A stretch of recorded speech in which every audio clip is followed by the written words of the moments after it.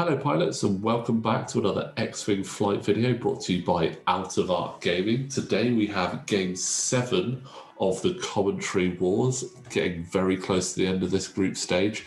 Who is going to make it through to the finals? We will have to find out. And for this game we actually have a special guest who's also flying in this game and specifically asked to commentate on this. We have... Hello, I'm Quinn. I've been on this channel many times, and yes, I quite enjoyed this game. It was a bit different to how games usually go, I think. A little bit different is definitely one word for it. So hopefully you guys will enjoy it. One thing I will say, maybe in the comments below, give us a few tips on how you might have done things a little bit differently. But it was a very good and enjoyable game. So we have Quinn flying his Scum list and me flying the First Order. So I'm going to let Quinn go through his list. As you guys know, there's normally some interesting interactions in there, so I'll let him explain what he's got today. Okie dokie. Today my list is called Sunny with a Chance of Tokens, because despite being in Initiative 1, this list is built around Sunny Bounder in the Psych or the M3, however you wish to call it. I quite like his ability, because if you roll the same thing on a dice for a re-roll, you get an extra result of that. So like you get 2 eyes, you get a 3rd eye for free, that type of thing. So I want him to be target locking. He's got Stealth Device, because I stick that on anything with 3 evade dice, because 4 evade dice is just the best. And Cluster Missiles, because Cluster Missiles, because I like double tapping. Do love a good double tap. Sarco Plank, he's a bit of a fun one. You can change his agility to the speed of your maneuver. So you just do speed 3s all the time, because then he becomes a 3 agility ship. Ketsu Onyo on him. So if you ever get the chance to use Pinpoint Tractor Array or whatever it's called, you can force the person to keep their tractor tokens, and that's basically them outmaneuvered for the next turn. They lose a dice. Shield Upgrade, because shields are good.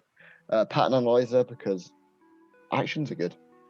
Kato Liakos, he's a bit interesting, because his thing is he steals tokens.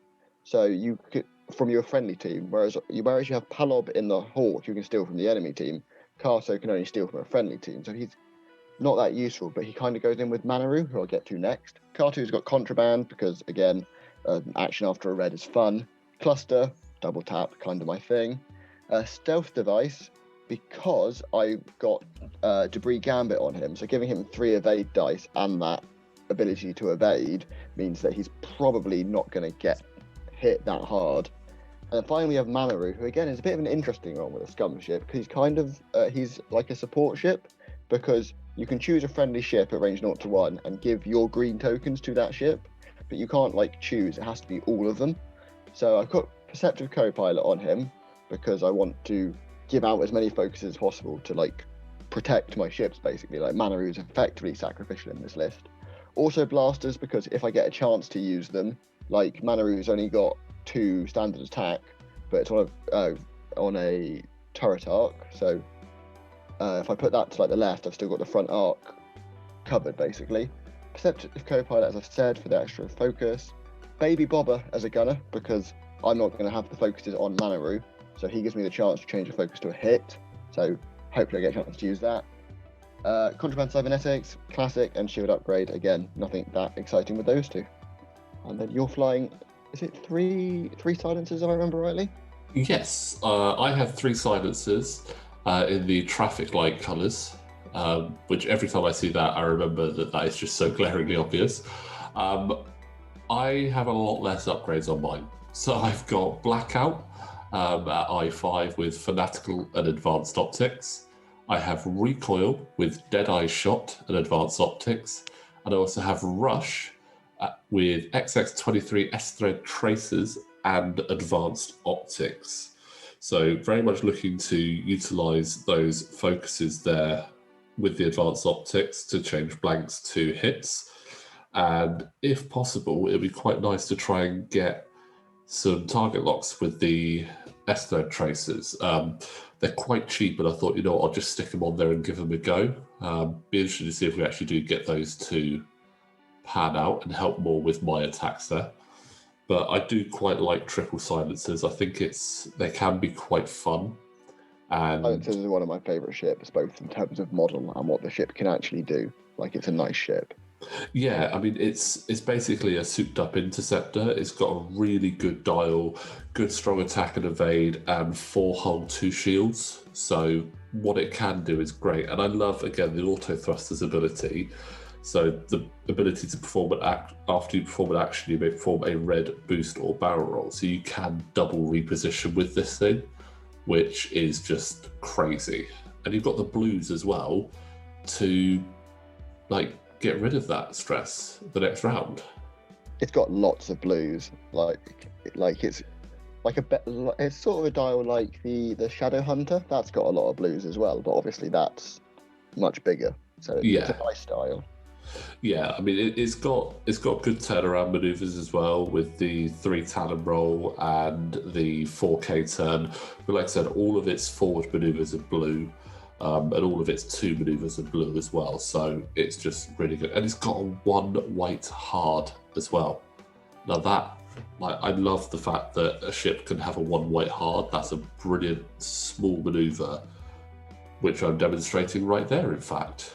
Yeah, so speaking of first order ships with small maneuvers, the Baron's got a blue hard one, if I remember rightly, which is a bit of a sneaky one.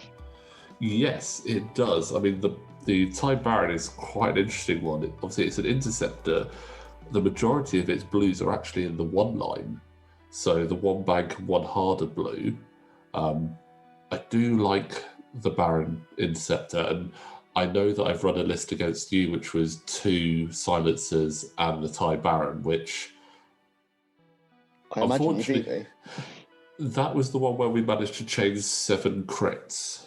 Oh yes, I remember that game. You turned 4 hits into 7 crits because you got 2 direct hits and a hull breach in there. Yeah, that was fun. I mean, it was quite disappointing that wasn't actually on camera at the time, because it was one of those 1 in a million things that happens that you're just like, oh, guys, you need to see this. This is amazing. What on earth is happening here? Absolutely. And yeah, that worked really well. But I thought I'd sort of run a different variation with the triple silencers. Obviously, I can't run triple silencers in real life because I've only got 2.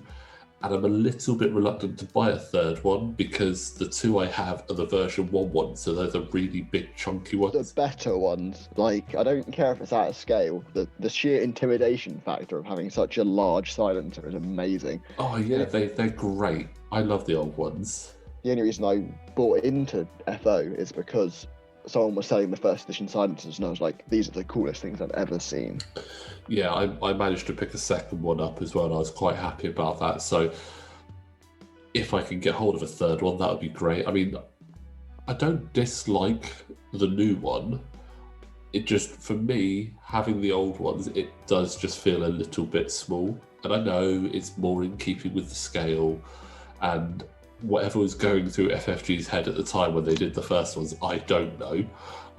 But I loved it. It was great. It was just an absolute unit of a ship.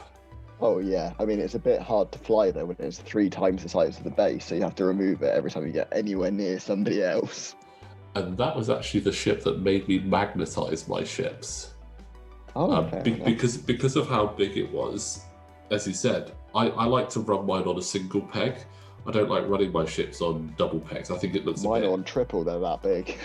Yeah, it just looks a bit odd when they're like so high up. So I actually ran them on single pegs, but then I was finding that the silencer would get in the way when you got too close. So that's at the point I went, you know what, I'm gonna dabble with magnetizing them, and it does make it much easier because you can just angle it slightly on the base, and it looks pretty cool as well. I mean, especially with some of the ships like the K-Wing and the Ark, there's nothing better than doing like a 3 bank and then actually angling it and just going wee around the corner. Pretty metal. It does look cool. I've broken more pegs than I can count and had to super glue them back together, so I think magnetizing might be actually quite a nice idea. You got any tips on magnetizing, like kits or whatever? So the ones I use are the Green Stuff World ones. They're actually advertised as X-Wing ones. They've got 4 sizes: small, medium, large, and extra large. and they're the ball magnet versions. So you get the actual magnet piece, which is what I fix to the ships, and then the ball on it, I file off the top of the peg, so where it would normally go in, I file that off. Get a little drill hole in there as well, just to give it a little bit of a divot to sit in, and then super glue it in there. And then with the actual bit that goes on the ship, I take the peg off. Some of them come out really nice and easy. Some of them you sort of got to twist and it'll just kind of break off, but normally it gets quite a nice flat surface, and then just put the magnet back in there. So it's really simple. I mean, I bought some more magnets the other day and was able to magnetize, I think, 10 of my ships in about 10 minutes. So it doesn't... Joys of practice.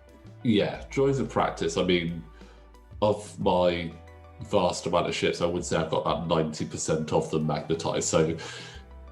Have you magnetized the Ghost is the big question, because you've got a first edition Ghost, haven't you? So it's constantly falling over.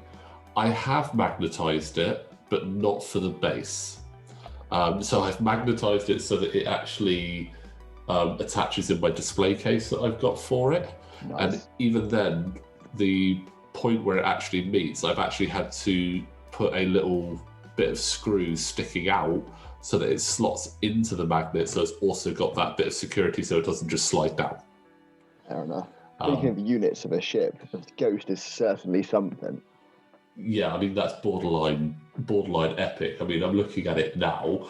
I can see the Ghost and I can see the Gazanti, and there's not a huge amount of difference between the size of those two ships. No, I don't think there is there? Because it's just so big. Yeah.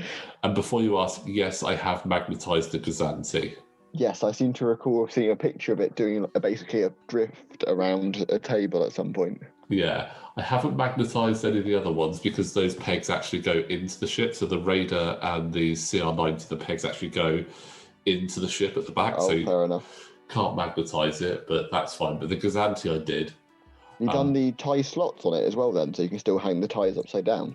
I haven't got around to doing that yet. I keep meaning to. It's just that I very rarely fly the Gazanti, but that shouldn't be too difficult because, again, you just put the ball magnet in there and then it would fit perfectly. So I really want to get a Gazanti for my first order because I just love the look of the ties just hanging underneath. Like, it's just such a cool look. Like, whoever designed that was like a star. Yeah, it does look great, and I love my Gazanti was the first epic ship I actually purchased, and I just think it looks brilliant. It's such a cool ship, and I want to get it on the board more often, but not a lot of people actually play epics, so... It is a difficult thing to get into, but soon we'll have the squid, the Seppi squid, and I'm very much looking forward to that. Yes, that Seppi squid, it's so cool. Like, completely unexpected. Did not expect them to announce that, but that as soon as that's up for pre-order, that's going in my basket. I've got to have that.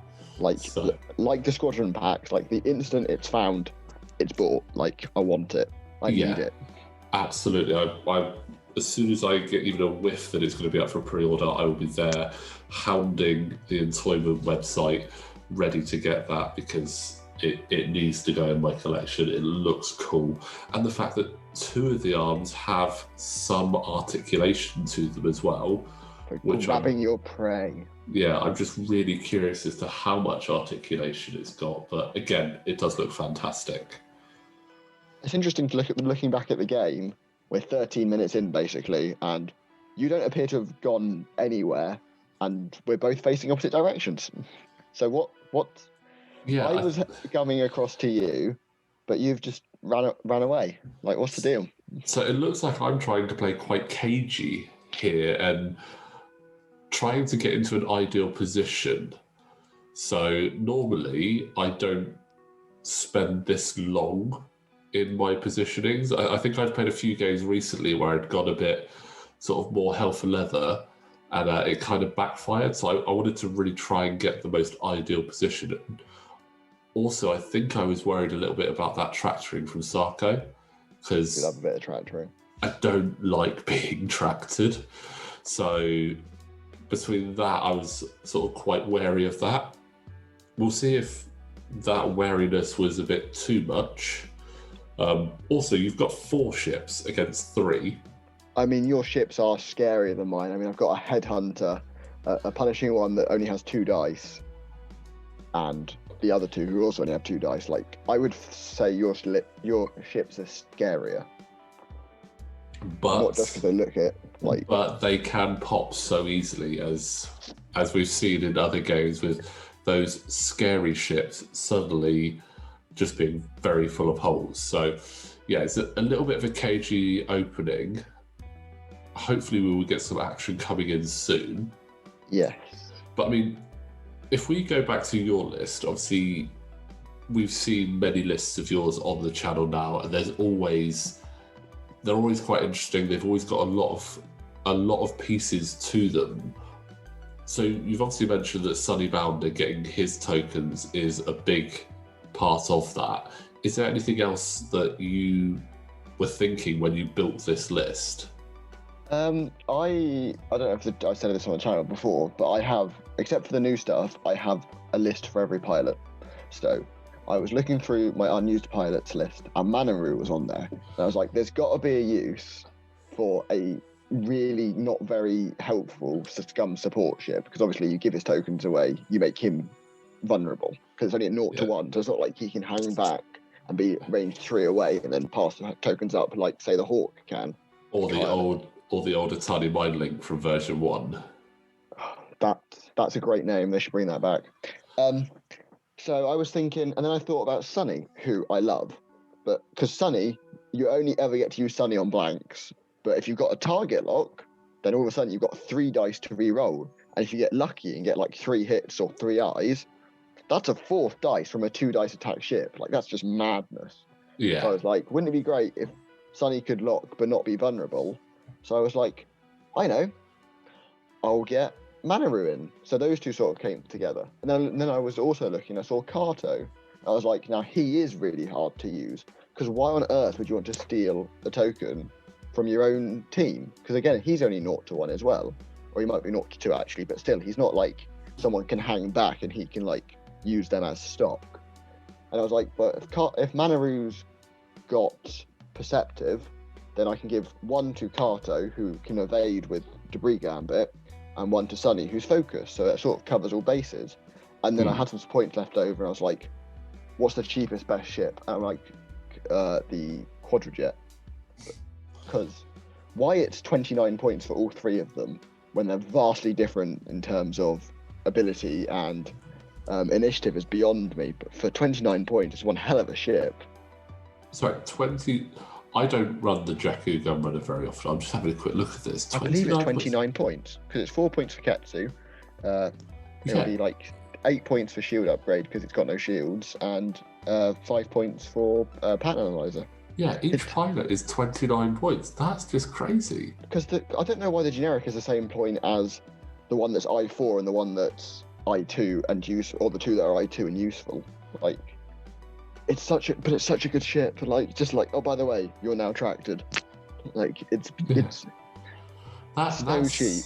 That is crazy. I mean, I think that they, correct me if I'm wrong, I think they bumped up the Quadrajet from when they first brought out version 2, because people were seeing a lot of like 7 space tug lists. I'm a recent convert to the Quadrajet. When I first started this, I was like, I'm not buying that, it's too ugly.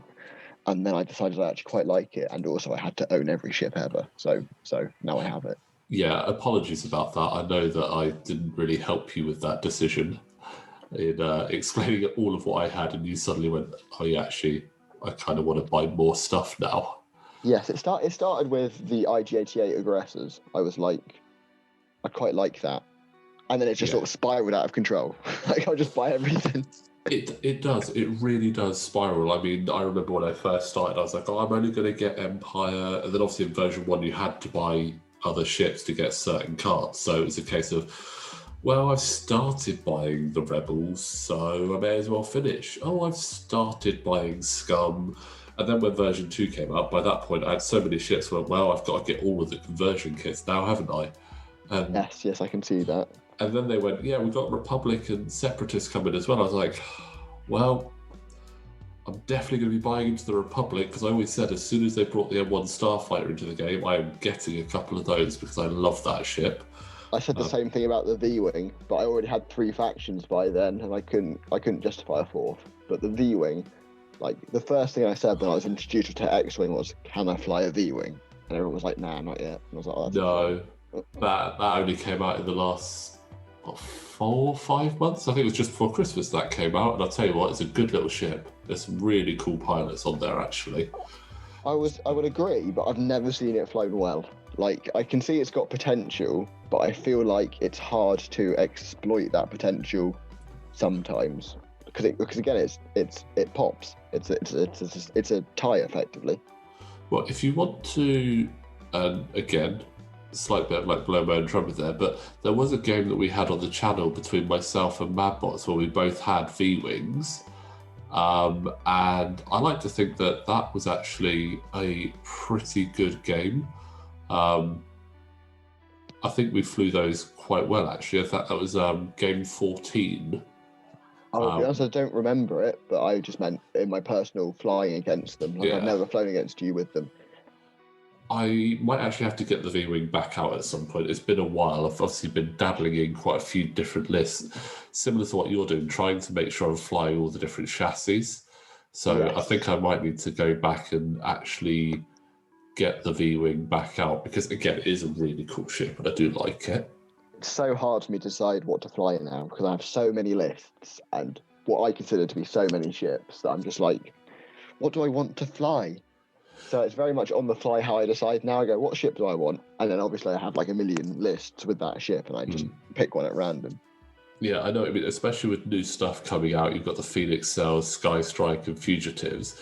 It just really opens up more opportunities and it's like, right, what do I fly first out of this? Oh, Hera looks awesome in the B-Wing, but she also looks great in the A-Wing. And then, there's Ahsoka and then there's Wedge and so many things that you can do there. And obviously, for me as an Empire player, do I want to fly the Vader Defender? Yeah.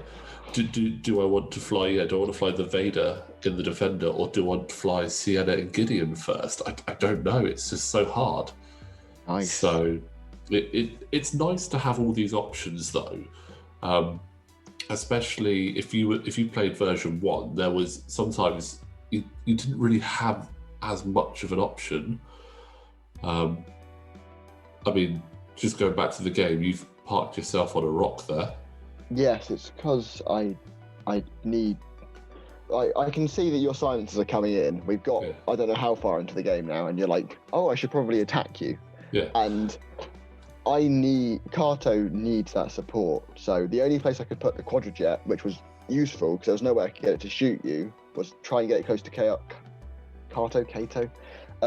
and so that I can steal its focus. I mean, I'm facing the wrong way, and did I take a damage? I feel like, yeah, I took a damage. You did take a damage, so... So, yes, that's my shield upgrade gone, just because I've managed to corner myself. Like, recently, I've been trying to fly around the debris field that you get in the middle to encourage my opponent to go through it. But it always ends up with me having to go and meet my opponent, like I am here, and then I'm always the one that ends up with the negative. Yeah, it's always tricky like that. And I mean, at the moment, that asteroid is winning the game by being the only one that's actually done anything so far. Yes, I'm going to have to go back to the old-fashioned approach of just putting my ships on straight and flying straight at you. Just like, straight in, blow off a bit, straight out, boom, bosh. Well, fortunately, I think we might actually see some action this turn. Rush is now right in the middle there. 23 minutes into the game and we're now like actually close to something. That's madness. I think this is one of the slowest starts to a game I've ever actually seen. Very much jockeying for position, but sometimes you don't have to get straight into the fight. Sometimes half of the battle is getting that good first opening. Yes. I know there are a few lists that require like two turns of setup, which is why I quite like Bobber Crew in Scum, where you can just park your ship right at your opponent's door and you're like, guess what? We're fighting now. Or with one of the pilots in the Upsilon, where you can just place them at range 2 of him. and Oh, you yeah. stick your TIE fighters right at the front, and they get a free focus from doing that as well. And then you're like, oh, hey. Or you fly 3 Upsilons, stick him down first and the other 2 right in front of him. Don't tempt me. I'm already planning on getting a second Upsilon. But yes, just the thought of multiple Upsilons. Like, I love Upsilons, but as soon as you're behind them, they're dead. Yeah, once you get behind an Upsilon, that's not a good place for it. Really. For it, yeah. It really doesn't turning like circle it. is awful. Yeah, you either need something there to try and remove its tail, or you've just got to hope that you can, I don't know, bump it into submission so that it gets bored and has to try and get around you. I think the idea with the Upsilon is you've killed it before it has a chance to flank you, but that is sadly rarely the case despite the mad 4 attack dice. Yeah, it's such a beast with 4 attack dice. It's so crazy, but yeah. I think we could do with some more 4 attack dice ships because they're not very spread out. There's 2 in Rebels and 1 in the First Order, and that's it. There's got to be some other heavy hitters out there, surely. Yeah, because I mean, if you think about it, you've got the Ghost and the YT 2400 and the Upsilon. The only ones I can think off the top of my head that are 4 dice natural. They're the only ones I can I'm aware of, and I've never seen any others before, which is a shame because it's not only those 2 factions that we all thought, hey, more cannons is better. Yeah, I mean, it's surprising that the Empire doesn't have a ship that just comes natively with 4. It is, yes, but then they've got enough that are like, oh, here, have some extra dice. Oh yeah, I mean, most of the ships do. A lot of the ships do have 3, and they've also got quite a lot of evades as well, which is quite nice. But we are definitely going to see some shots here. My poor little headhunter, Kato's a little bit cozy at the moment. Yeah, and it looks like Blackout has just narrowly avoided landing on the gas cloud there. Let's just pretend you did that on purpose, shall we? You purposely flew that close to the asteroid because you knew you could gas cloud because you knew you were going to miss it. You had that insight. I mean, I hoped. We can't obviously say how accurate I was aiming for, but obviously we can always hope that we do that. I mean, that's what I miss most about playing in person, is actually being able to tell how far away stuff is. Because I not got a clue on TTS. I was bad with obstacles in real life. On TTS, I'm even worse. Yeah, it is. It can be quite difficult. I mean, I do catch myself sometimes looking at the templates by the clock and just sort of look at it and going, will it? Won't it? I don't know. I can't quite work it out. And it is difficult. And then trying to sometimes work out range can be a bit tricky because it's so much harder because of the perspective that you have on it. Yes, the fact that you can zoom in and out is very useful, and when you're trying to work out perspective, because then you're like, oh, am I zoomed in? Am I zoomed out?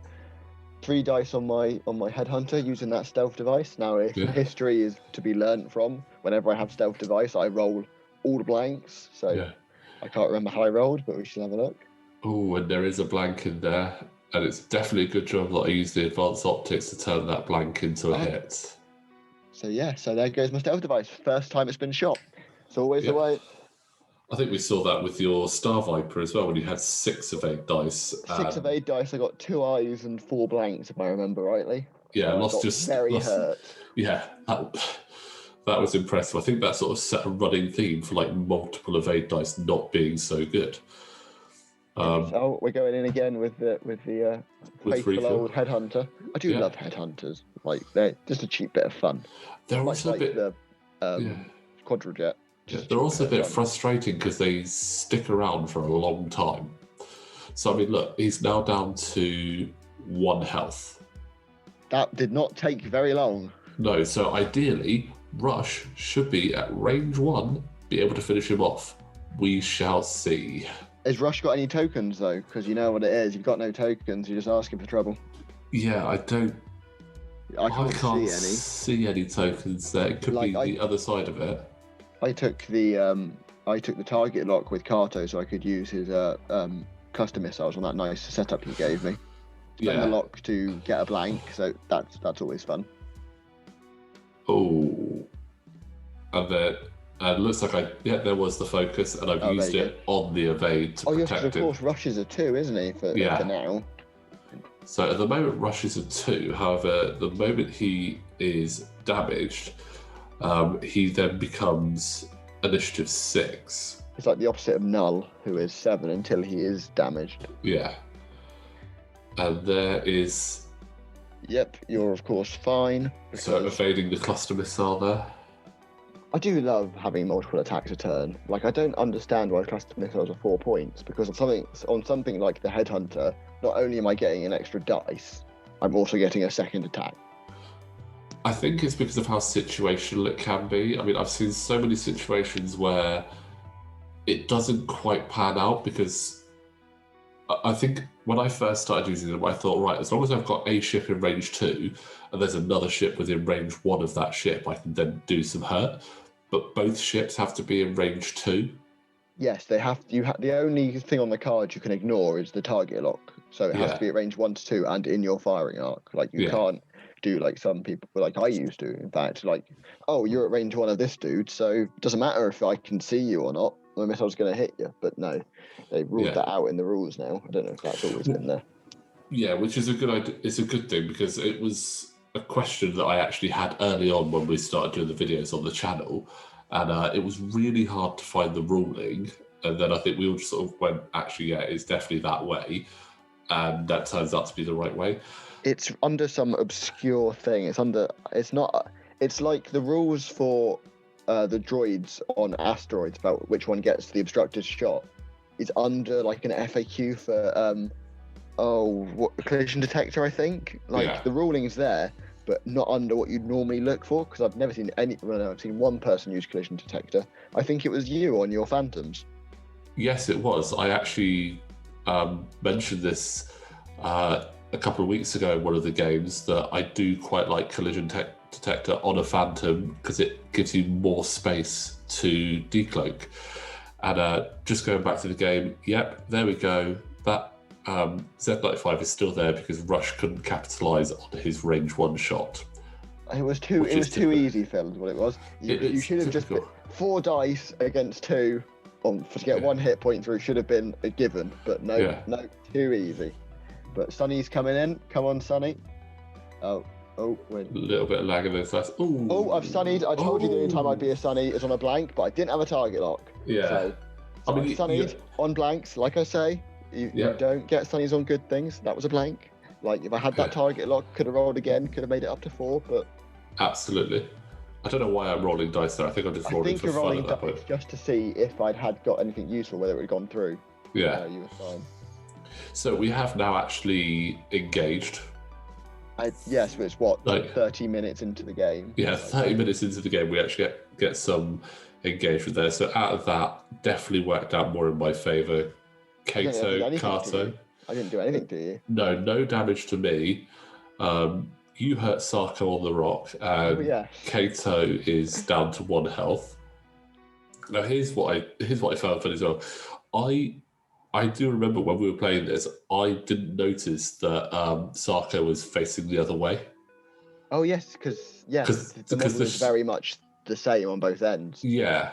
So I remember when you did your maneuver, I was like, is he doing a reverse maneuver? But he's already stressed, and you're like, no, he's going forward. I was like, oh, okay then.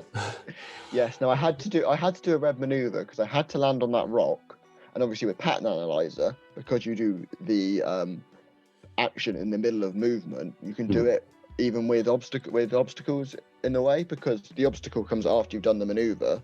So I needed to do an action, so it had to be red. So that was my only option that would get me where I needed to be. Like, it's completely screwed him up now because he's facing the wrong way. He's slow, Yeah.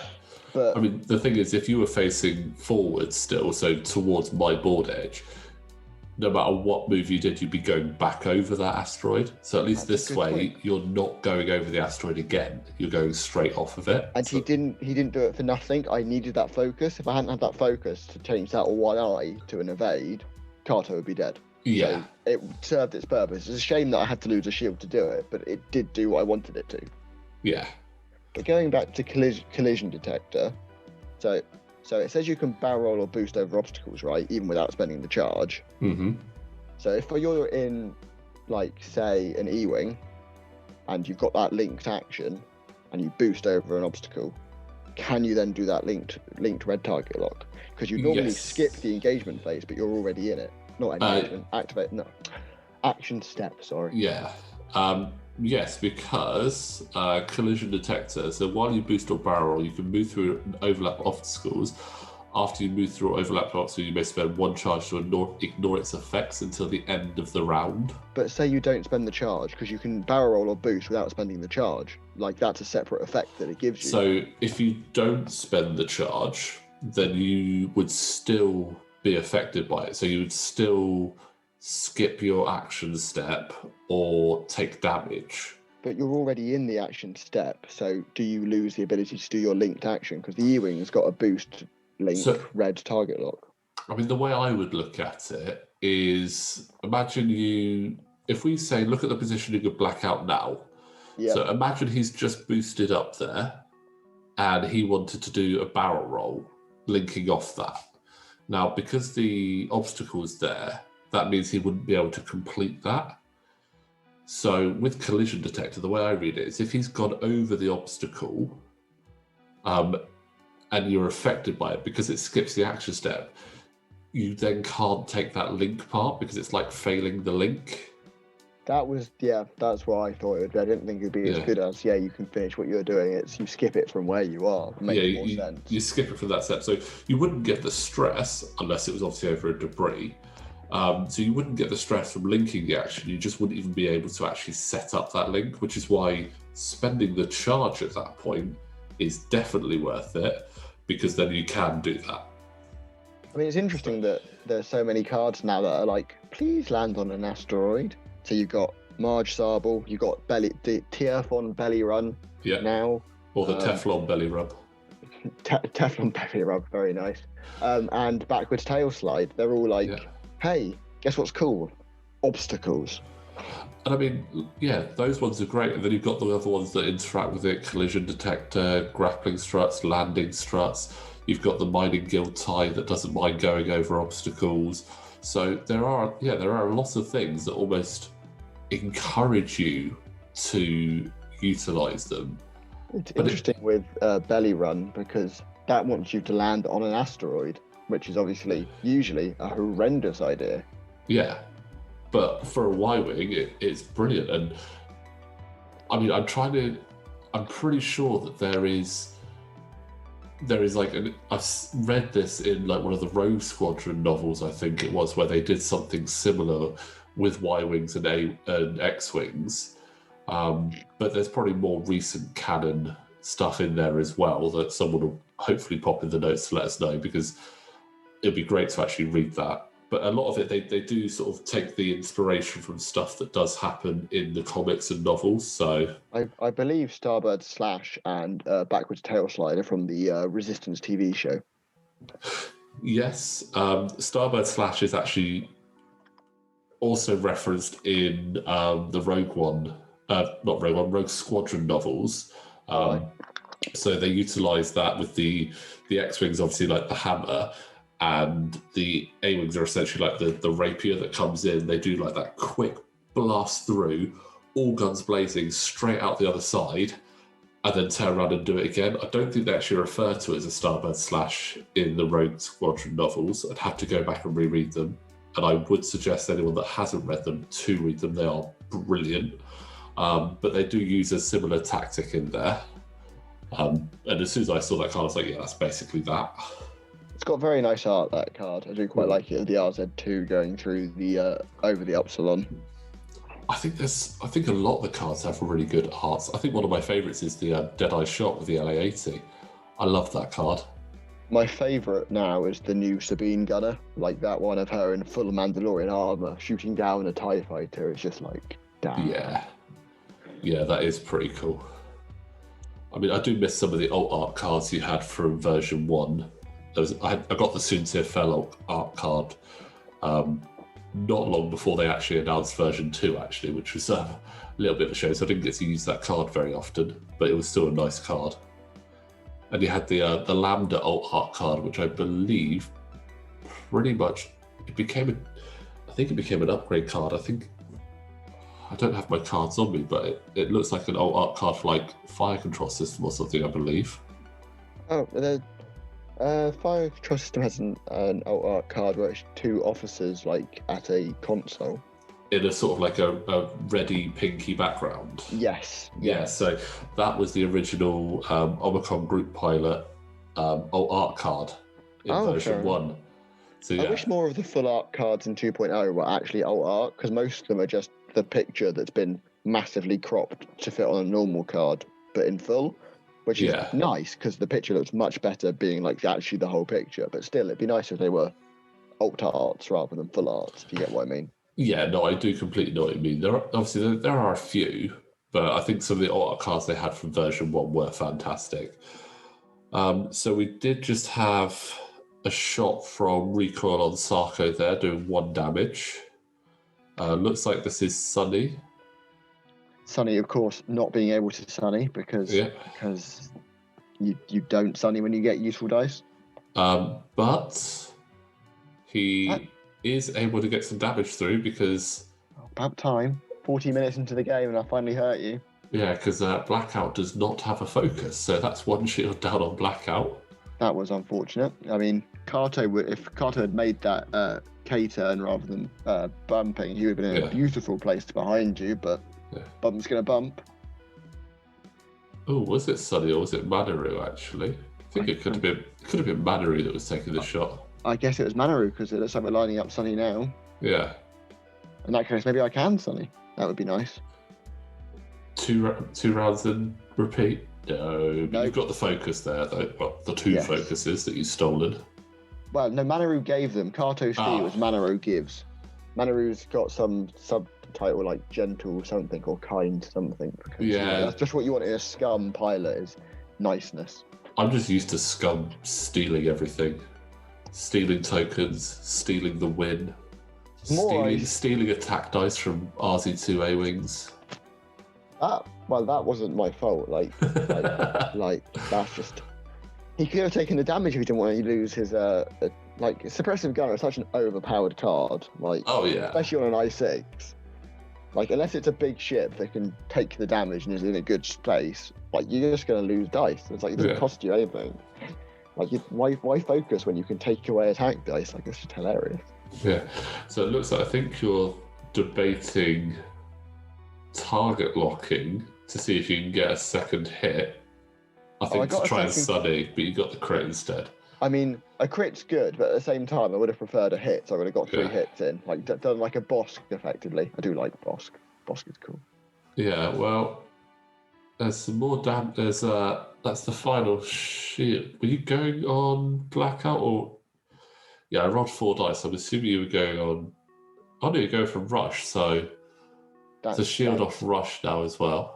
An odd choice, seeing as Rush is like. Oh, I think maybe it was the only one I had a good shot on. No, because. Oh, never mind.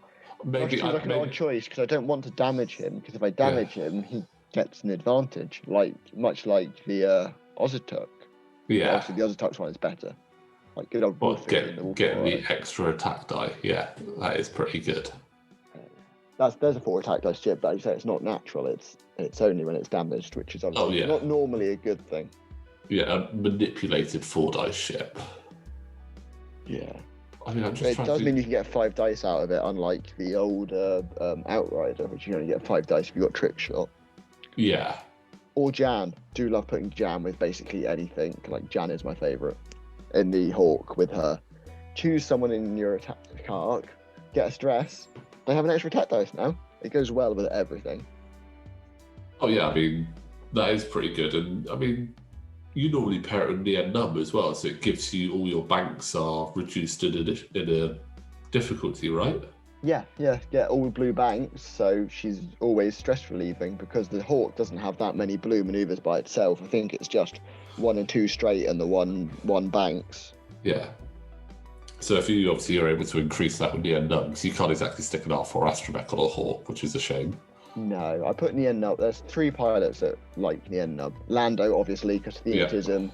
and Hera. So again, you've suddenly got basically most of her dial that if you set one maneuver, you can change it to. Like Ooh, OG yeah. Hera, not new Hera. OG Yeah. Hera. OG Hera in the Ghost. Again, Absolutely. really powerful. Yeah, I mean, talking about the Hawk as well, you picked up the Fugitives and Collaborators, didn't you? I have indeed. I like Kanan. Like putting Force on a Hawk is hilarious because I've got 2 lists of shenanigans based around that because of course I have. Yeah. But a Gamut key, great. Basically make anything else a Moldy Crow once every 2 turns, so that's nice.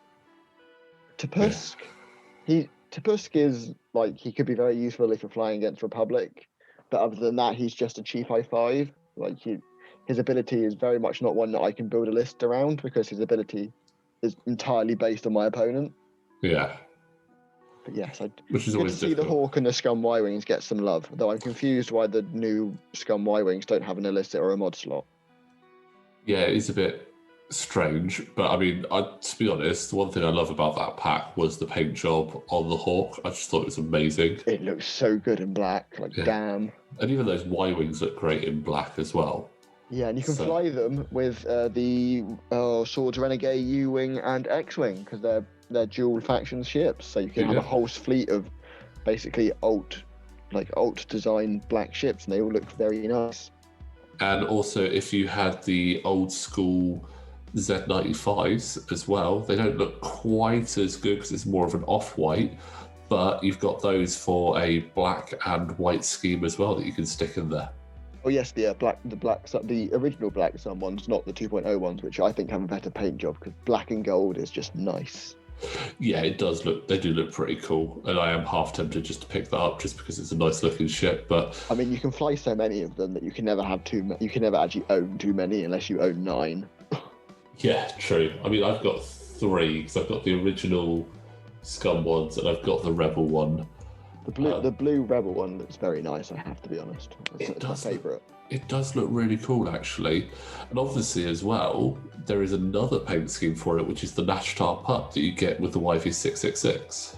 I mean, if I needed another YV666, I would definitely pick that up because that's such a nice colour combo. But they're so expensive to fly, the YV666, and they have a similar problem to the Upsilon that once you're behind them, there's very little they can do about it. True, but they do have a 180 arc. Yeah, so it's much harder to get behind them because they can just do little turns and get you back in arc. Yeah. Sarko, going back to the game for a second, I seem to be sending Sarko into oblivion. Like, that's not a nice place to be. Yeah, that's interesting place you've put him there. Sonny's getting right into it. Manaru is facing the wrong way, so that's not helpful for his ability because he's now flying away from everyone. Yeah.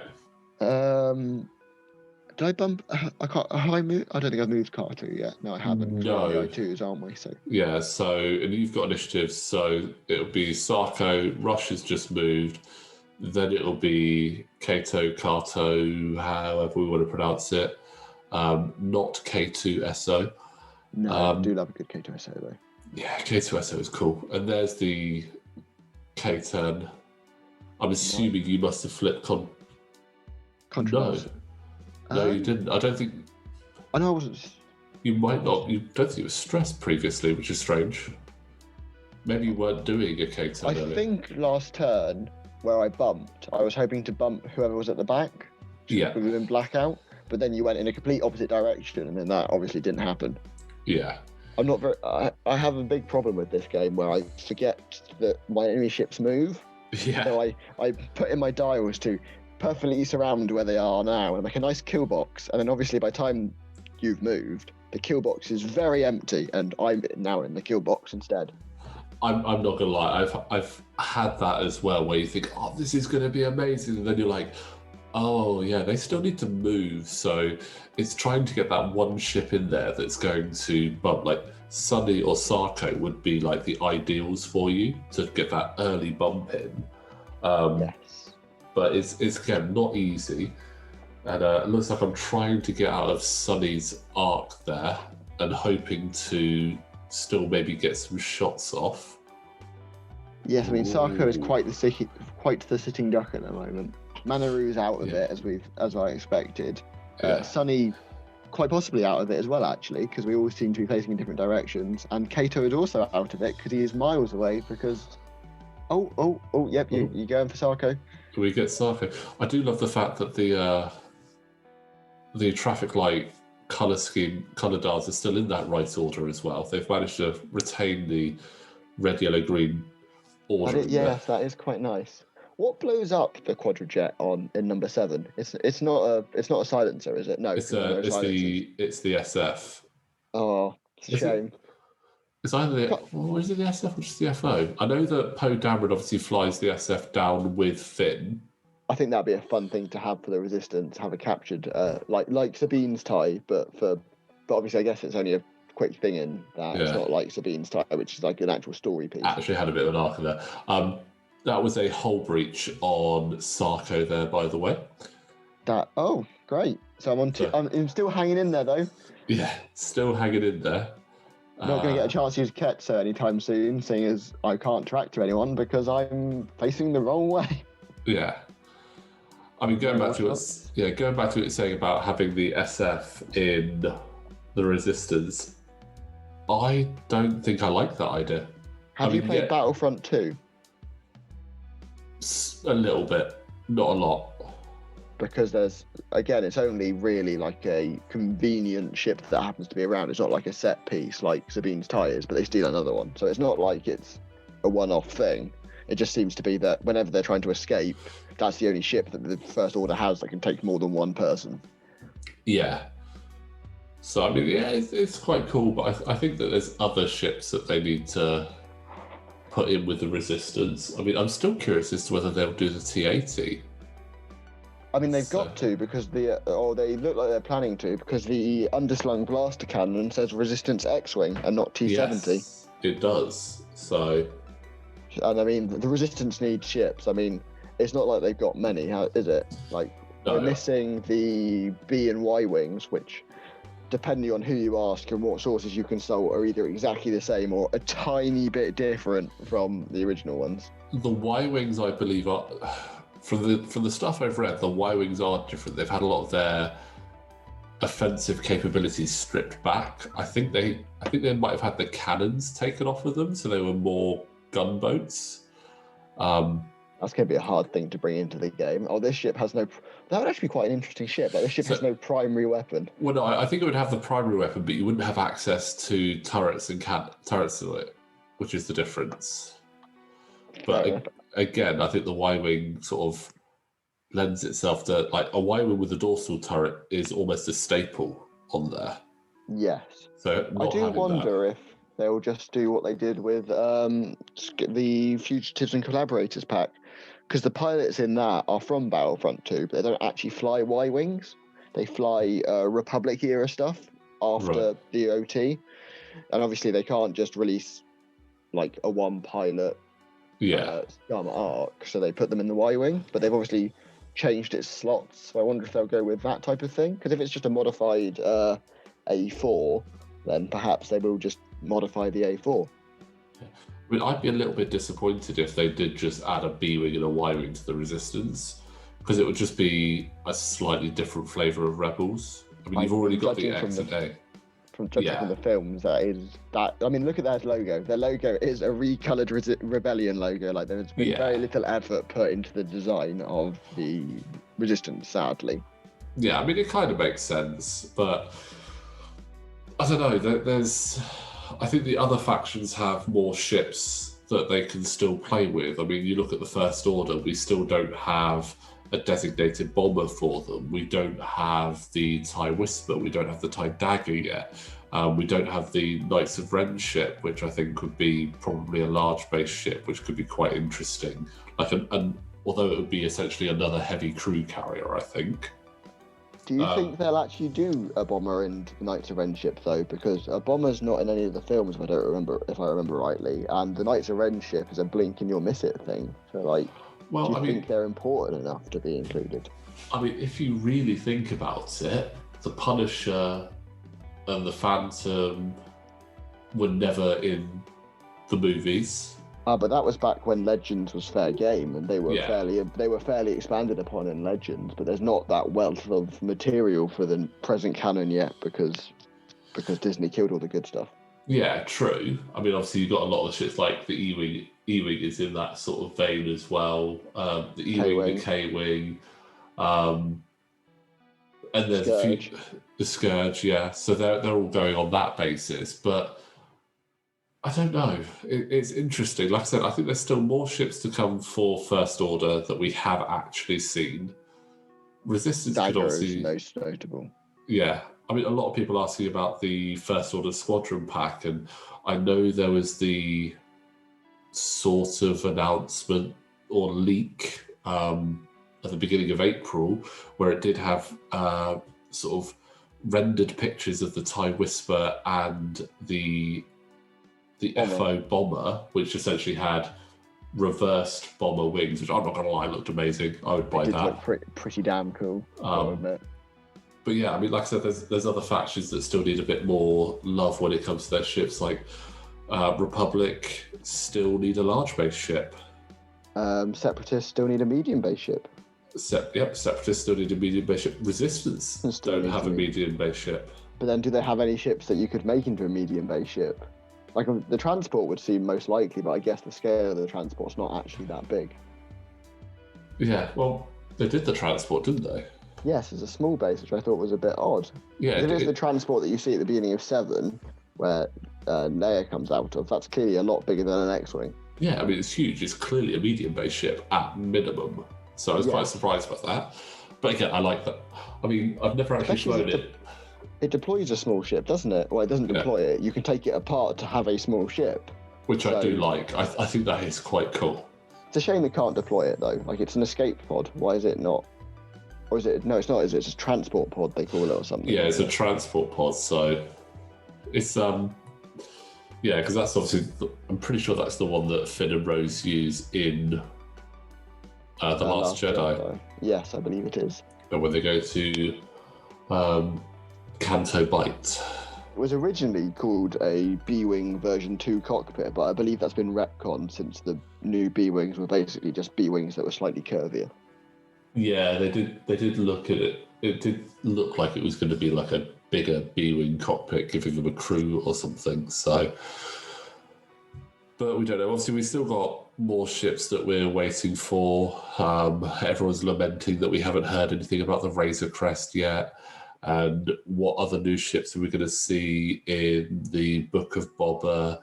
Mandalorian Season 3, Bad Batch is coming out in the next few weeks, which the trailer for that looked amazing. And I reckon we'll get some ships from there soon. Andor is the most interesting for me because we haven't had a new Rebellion ship in 2.0. We've only had reprints. And it's the funniest thing about the U-Wing to me is Bistan. Bistan is only ever seen as a U-Wing door gunner. You can't put him on a U-Wing. Because he's a turret gunner. The U-Wing hasn't got a turret. So it could be interesting if they put like door guns or something as like a config if they re-release the U-Wing for Andor. Yeah. But yes, it is quite... That just amuses me slightly. Like, that's normally so good with the thematism. Like, the thematism is normally amazing, like Lando in the end nub. But then they've taken the U-Wing door gunner and like, no, we're not going to stick him on a U-Wing. No, that is crazy. Ooh, but we've got a nice little positional setup there from Recoil in on Manaru. Is Blackout going to follow round as well? 18 minutes left, and the scores are a little bit anemic, don't you think?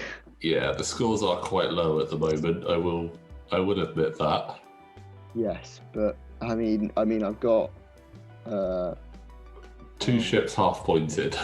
Yes, I'm just thinking of my setup. Sunny and Kato are looking good because Rush has obviously moved, so they might get a chance to knock him out of the sky. Sarko, you've clearly decided isn't worth it, despite only having 2 hull left. Like, you've just decided that you'd rather go for the full point Manaru, which I'm not sure if that was a tactical choice or not, but...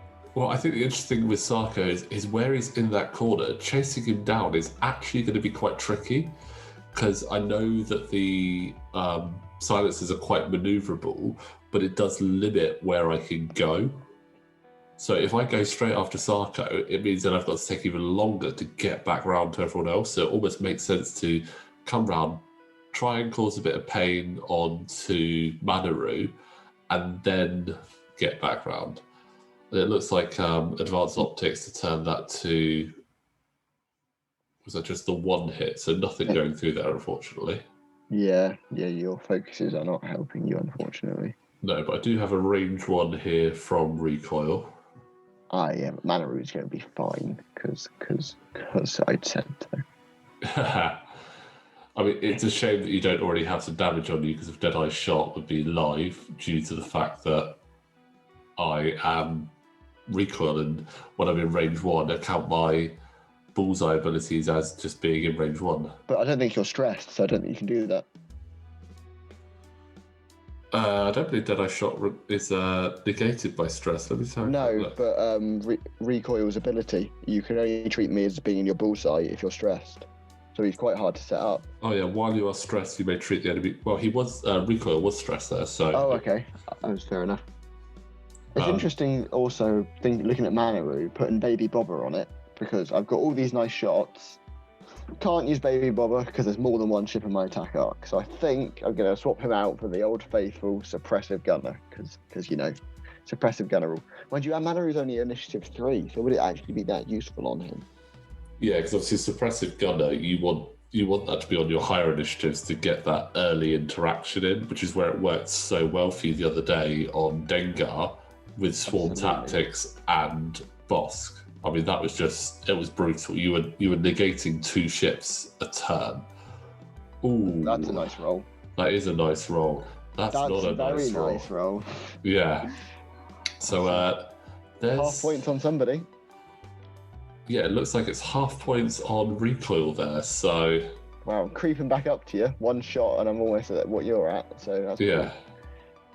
Cool. And looks like I'm trying to take the whole deck again.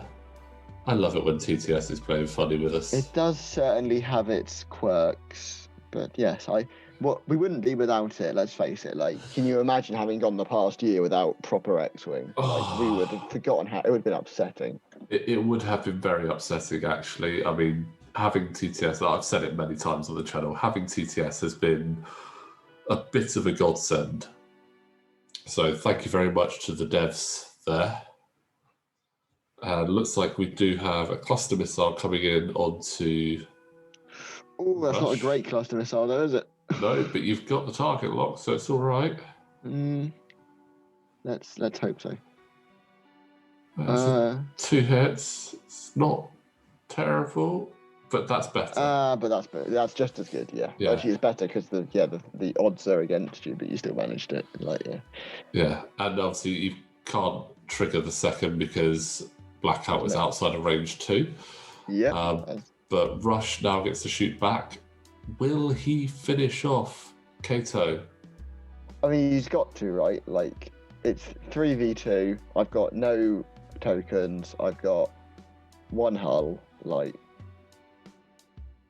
not like that. I'm not going to, because I don't have anything to change that with. What a shame. The Headhunter lives. I do find Headhunters are a pain in the butt like that. They can stick around for quite a while because... Like a TIE fighter. Yeah, you just don't expect it. And then they just stick around for ages. And Sonny's going to have a go. I do love the M3. Like, it's just such a nice ship. Like, it is a pretty cool ship. Weapons hardpoint's always interesting as well. Like, yeah. You've got such a wealth of things you can put on this tiny little interceptor. It's just... And there's more damage going through. Didn't get to Sunny, though, I've noticed. Didn't get to Sunny, which was... I mean, I'm okay with that because it meant that it was only 1 damage I took. So that's the final shield down on Rush. Still not half-pointed, though, sadly. No. So 12 and a half minutes left. I can wipe you out in that time. You can pop. Watch me. I'm going to wipe the floor with you. I'm not going to lie. They could probably pop quite quickly in that time. I mean, Manaru is untouched, and he's my tank. So yeah. I think maybe trying to get in on Manaru was a bad idea. I mean, Probably should have looked at the time and gone, yeah, I know there's a lot of points there, but I should have gone for other things. yeah, like Sarko just chilling in the background with his 2 hull, and Kato just somehow having survived multiple silencer close range attacks with no mods, just hanging on with that 1 hull. Like, Standard. Pretty standard. it is. You always get those annoying ships that you're like, you should be dead, and they're just like. And it's always the ones that are cheaper as well. I mean, you find that you put a lot of points into something and go, yeah, it's got all of these great tools and great tricks and it's going to just survive it, and then it doesn't. And you're just there like, great. Thank you very much, Dice Gods. Kind of the argument for a generic swarm against something like iFly. Like a generic swarm, you've got not only have you got loads of shots on target and loads of things for your opponent to pick off, but also you don't have to worry about your cool plans not working out because you don't have a cool plan. It's just a generic swarm. Yeah. I mean, that is completely true. You can build all these great lists with all these great interactions, but sometimes it just takes one thing not going quite to plan, and then suddenly that interaction doesn't work. Or even the enemy having, like, maybe you've got the ability where if you are a lower initiative than everything, you can do this, and then they all of their ships are lower than you, and you're like, well, there's that card wasted. Yes, no, I know what you mean. It is like I just can't bring myself to fly a generic swarm. I flew a list of 7 ships once that were named, but there was just too many ships. Like, I can't be dealing with that many dials and that many things to think about. Like, I like a nice simple 2 to 4. They're my prime numbers. A 2-ship list is always funny, and 4 is like the biggest you can get with stacked ships. I mean, I've flown a fair few 5-ship lists, which have been quite good. I mean, there was the 5 bombers, which was just hilarious. There was my Seleucumai Showdown list, which was the 3 V19s, the LA-80 and Obi-Wan, which I had really good fun with that list, actually. It was just, it flew nicely. It wasn't overpowered, but when it did work, it worked really well. So, Yes. but I mean, I like to go with ships all of a similar initiative, and I know I've got completely different initiatives here, which is interesting, but I quite like ships that have similar initiatives. Yes, so that you can coordinate them better. Like, nothing's going to change between. Like, if they're all 5s, you know the board is going to stay the same from when you start moving your ships to when you finish moving them. Yeah, and ideally you can plan them so much better, and you can be like, right, this turn I know that this 5 needs to go first, and then this 5 needs to go second, and then you forget that and you do it the wrong way around, and suddenly you feel like a bit of an idiot. But that's all up to yourself. There's the advantage of initiative stacking, then, isn't there? Yeah. Mind you, I always have the one that I forget which order they're going in anyway because I don't check the numbers. So I'm like, you're going to go here, and then someone else moves first, and then there's a bump, and it all goes horribly wrong. Yeah, and that, like a bump there, which was a bit unfortunate for Rush. Yes, if you'd made it, I feel like I would probably be a bit uncomfortable, but there we go. Yeah. Oh, Kato's making the most of it though. Look at that. That's yeah, that is a brilliant position for him to be in there. Yeah. Madaru definitely going for the block there. I mean, it's a big ship. You've got a block, right? Like a big ship with low initiative. It's like it's a bumper. Yeah. That's why I have such a hard time giving away initiative when I have that choice. Because not only do I like shooting first so I can token strip, but I like having the ability to tactically bump, because then I still get the action. Like, I understand that people say it's more tactical to move second, because then you can move around things, like with barrel rolls and what have you. But I just like shooting first. Yeah, I mean, don't get me wrong. It is a really tough decision sometimes to give away initiative, because I, like you, I like to shoot first. But then if I've obviously got the initiative and I've got ships that are going to shoot first, like if I've got like initiative 5s versus initiative 4s, it doesn't matter so much. But if you get like that one match, sometimes it does really help. Yes. No, it's sometimes nicer when you're going against like a low initiative generic swarm, because you're like, well, it doesn't matter which of us. Like, take my 6s list that I played on, all 3 of my 6s lists that I played on the channel. Like, I very rarely have to worry about having to choose who gets initiative because very rarely do you go against another 6. Never mind 3 of Yeah, them. yeah, it is. Because you find that I6s are normally quite expensive as well, so that's what makes it quite tricky there. It's nice that the Empire finally got a third I6. Like, it seems odd that they didn't have one beforehand, but now they've got their 3 I6s. Yeah, you can't fit them in one list though. Oh, good thing I don't fly Empire then, because that would upset me. Well, actually, you might be able to fit them in one list. Let me just have a quick look. Obviously, you have to can't go- fit them in one list if it's Vader in the Defender, but Can you even fit two other ships in that if they're not Academy ties? Like, damn, he's expensive. He is one pricey boy. you can. You don't get much. You can normally fit Vader, one other decent ship, and an Academy tie. Fair. Oh, and there's that darn focus from Kato. Do love stealing focuses, as you say. I find perhaps Scum though, like most of their abilities are not as scummy as something like the Resistance or the Separatists. Like Scum have standards, whereas the Resistance and the Separatists are just like, nah. It's a different level. So yeah, just quickly, you can fit 3 I6s in and still have space for upgrades, but it is Vader in the X1 rather than Vader in the Defender. I prefer Vader in the X1. Vader is more flexible in the X1. Yeah, but the pure aggression in the Defender. But he makes himself such a target. Like, there's one ship that's worth over 100 points. They can't use its force to defend. You just get all your ships around it, and then it does a 4K out of that set kill box, and then it kills you. So yes, I can see both sides. But if I ever fly against him, or when I fly against him, he's obviously going to be the target because he's the juicy point one. Yeah. Just a quick update there. So Rush has now taken a wounded pilot crit, but he's also now I6. Hooray! But it also means I'm just overtaking you. Yeah, you've just overtaken me, so it is now 64 to 43 to you. With time is running out. Yeah. Just over 4.5 minutes left. And there are some more evades. Yes. So, I mean, the interesting... Sarko's back in the game. He's back in the game. He's just catching me at range 2 there. He's got himself out of his corner after flying off the edge of the board. Like, I'm surprised I managed that, given how clunky I usually am. Yeah. One hit. Could mean something. It does mean something. It does mean something. That is another... Is that a damage or a tractor token? Damage. Tractor tokens are only actions. He doesn't have like a tractor attack. That's right, yeah. Again, very rarely fly the gun runner, and I think I've only actually come up against it like 2 or 3 times. When used correctly, like I've flown against some people that have used them, and they're just like, you just constantly trapped it. Just like, yeah, you're not going there, and also have one less dice. Like, it's just, they can be very upsetting.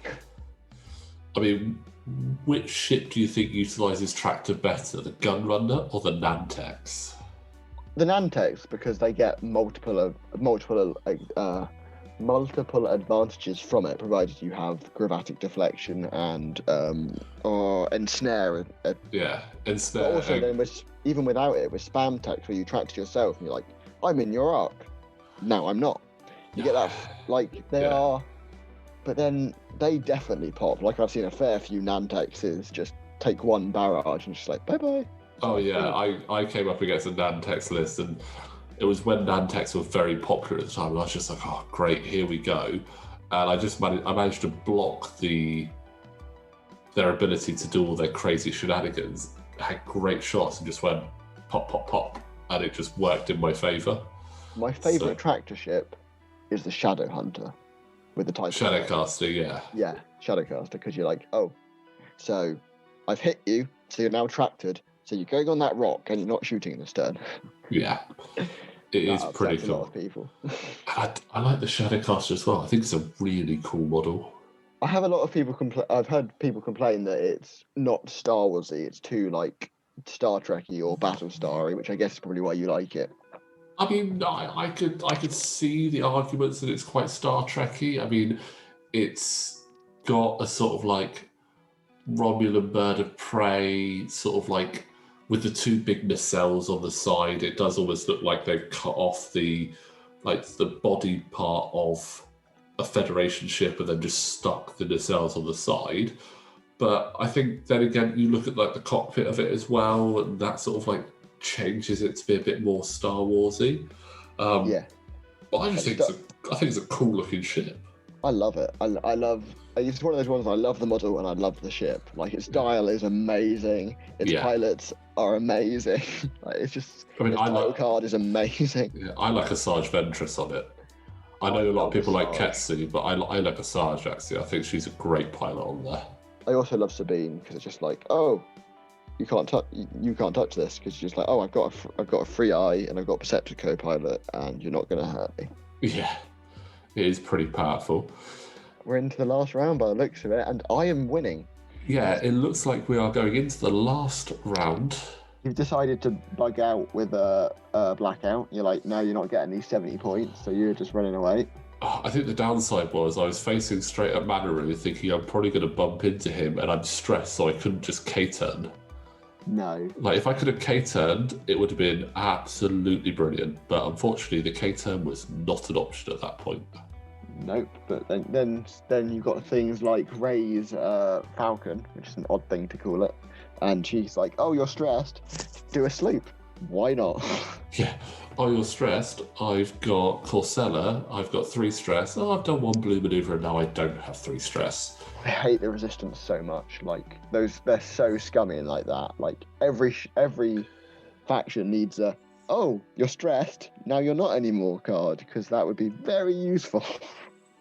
Yep. Oh, and there is the tractor on Hooray! Rush. So you finally got it something. off. Like, basically, I'm using it as a strain token. Like, I want you to, and maybe if you're doing a Talon, is it? They've got Talons. You might They've got the Talon, and I think for me at this point, I was really trying to work out what maneuver to do to try and keep in the game, and it was definitely either a Talon or a K-turn.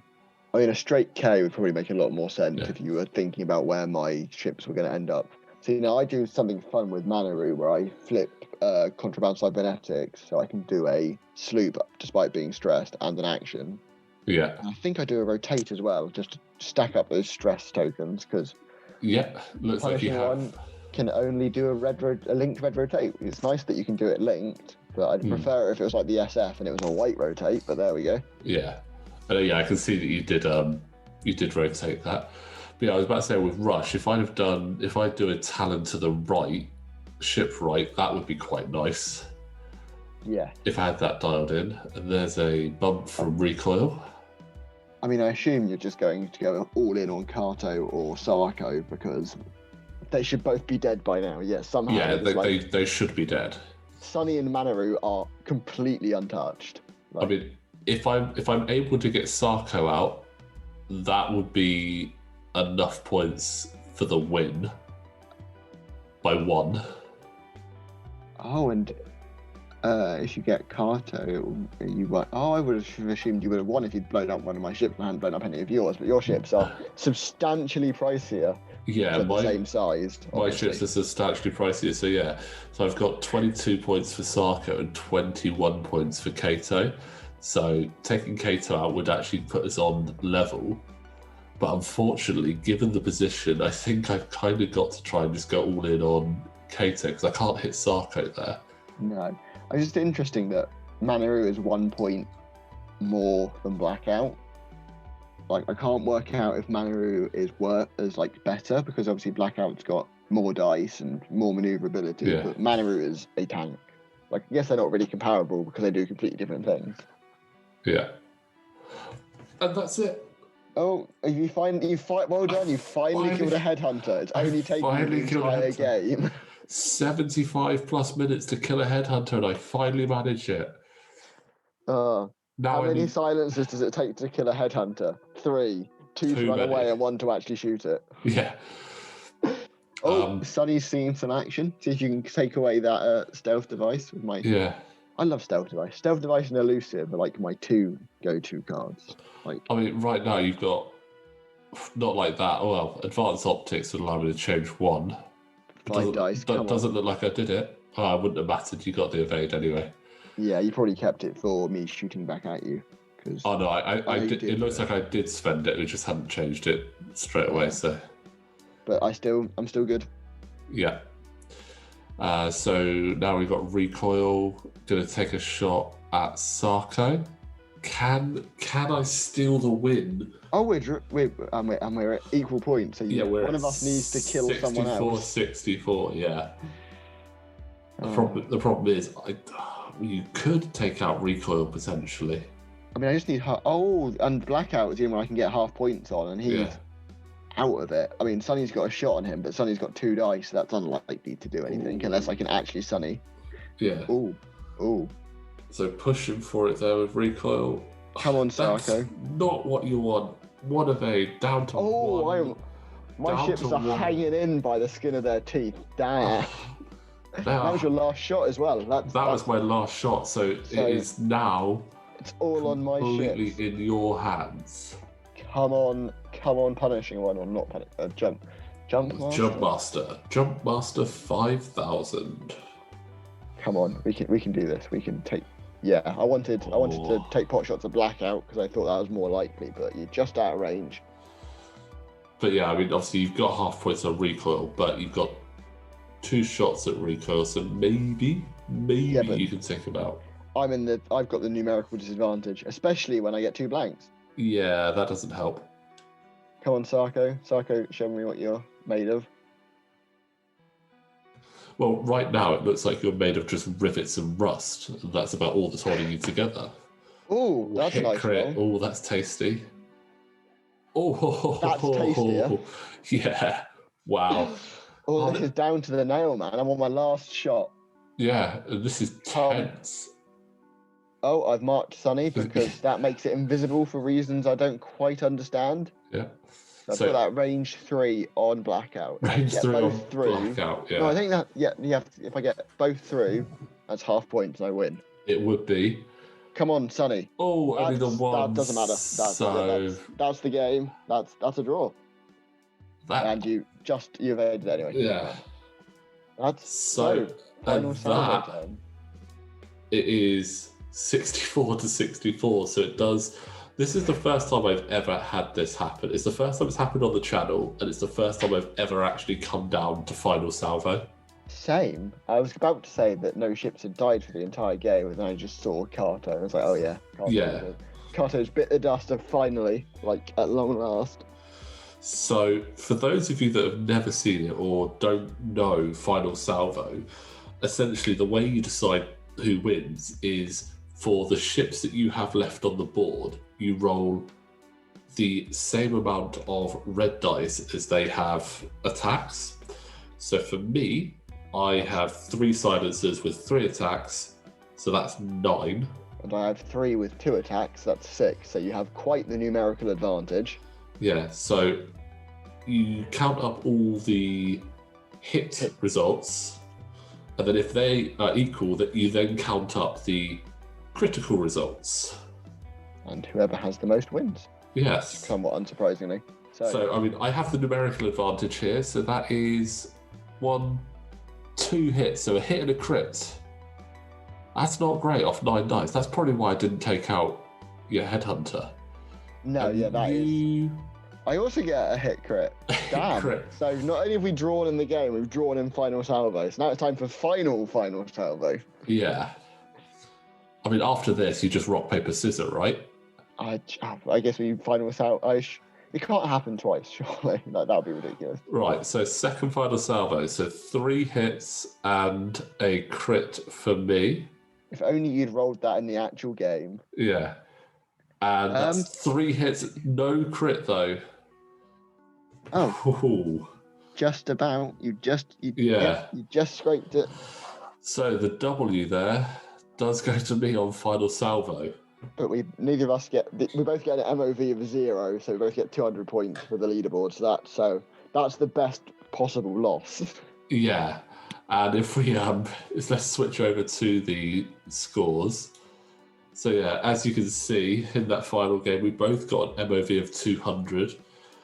we basically did the final salvo there to just determine who would class as the winner in the event of a draw in MOV when it comes to the end of the groups.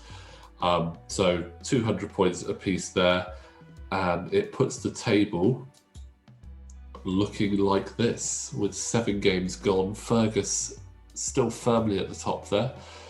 Quinn with a solid 669, but that is all of your games played now at this point. Yeah, so I'm at the numerical disadvantage. I look good now, but give it another game and I will start moving. Yeah. We've got Amy with 484, myself just behind on 482, and James, who has only played, well, he's actually played 2 games at this point, is on 364. So it's still all to play for. Quinn will be watching intently to see how the last 3 games of this goes. But I'm sliding down regardless, like I have to. Yeah. But I just want to say, Quinn, thank you very much for that game. I really enjoyed it. I know it was a bit slow paced at the beginning, but it was still quite fun. X-Wing chess is what it was. Yeah. Being too strategic. Absolutely. And again, thank you very much for coming on board and commentating that game with me. Pleasure to be here as always. Lovely. And hopefully we'll get you back commentating on the channel. We will definitely have you back playing on the channel because, well, we can't miss out on your lists. They're just so funny. They're so interesting to see. So we'll have you back on. But what we'll do, we're going to leave it there, guys. So again, thank you very much for watching. As always, click that like button, click subscribe, and hit the notification bell to know when the next video is up. And we will see you next time.